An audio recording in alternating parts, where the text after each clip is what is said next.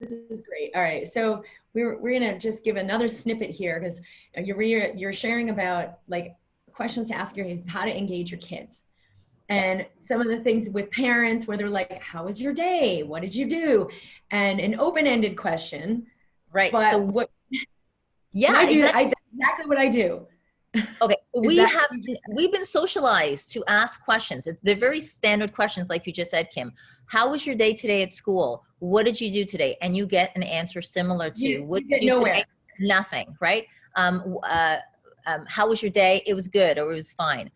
So because we've been, taught that open-ended questions are the best, but the reality is that we want to do something different. We want to ask some closed-ended questions, okay? And the reason why is there's so much drama that happens in a child's day. What happened in the schoolyard? What happened when the friend didn't talk to them and they felt marginalized? What happened when the teacher got angry? We want to try and single their mind down to something interesting. And from that place where the child can easily attach their mind, so it would be an example like this. I'd say to my kids, so did the teacher get upset with anybody today? Or did somebody do something that, so what happened that made you laugh today? Or was there any moment on the playground where you felt a bit lonely, right? It's a very simple like yes or no question, but it helps them come drill down from their entire day. And from that place, now you can go from a closed-ended question to a more open-ended question. But how did it make you feel? Or tell me a little bit more about what happened. Where were you? What did you say? What did they say? And of course, a huge part of that is even the timing.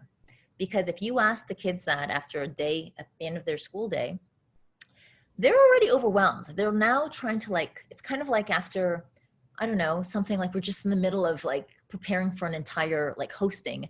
And then someone's asking us questions. We feel overwhelmed. So there's like a magic moment that I found that we can find to ask kids certain questions. However, if the kids are now coming in from school or we've been apart from them, I would start with closed-ended questions. And the other piece of it is this seems very counterintuitive, but parents often think, let me extract information from the kids because that's what we're supposed to do. Let them share everything. But actually, if we share first, meaning we tell them a little bit about our drama. So, today I was going to do an interview and I noticed that I was feeling a little bit nervous about the interview and I wasn't quite sure how it would go. Did you ever feel nervous? Do you ever feel nervous? Do you see what I've just done there? So the child in those places where they may not have the language, may not have the courage to even speak their truth, we've now given them an invitation because you know who felt that? Me, mom. Moms felt that way. And so by sharing, which we don't think to do as much, that allows the child to be free and they get to just kind of nod their head and go, yeah, actually I do. Do you ever feel insecure? Do you ever feel lonely?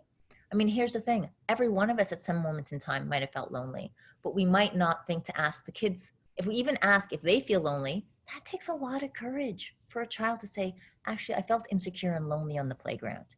But if we said, what happened to us on the day, whether it's our worry or insecurity or fear or anger or jealousy, now all of a sudden we normalize it.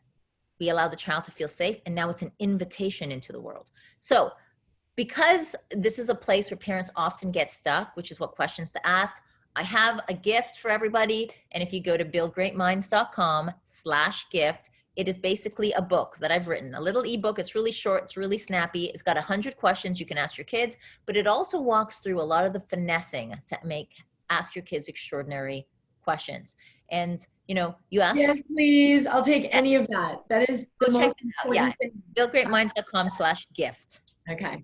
Buildgreatminds.com/gift. I'm downloading mine now because I know this will go a long way with Gemma, and just how I communicate with her. Thank you. This is a great resource. I will definitely share this. And you're at buildgreatminds.com.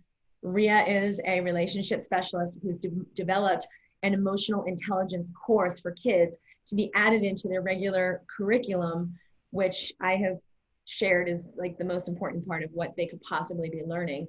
So you can get that course at buildgreatminds.com/EQ. No, Kids EQ. Yeah. Kids EQ. All right, I'll include the link when we. EQ. Yeah.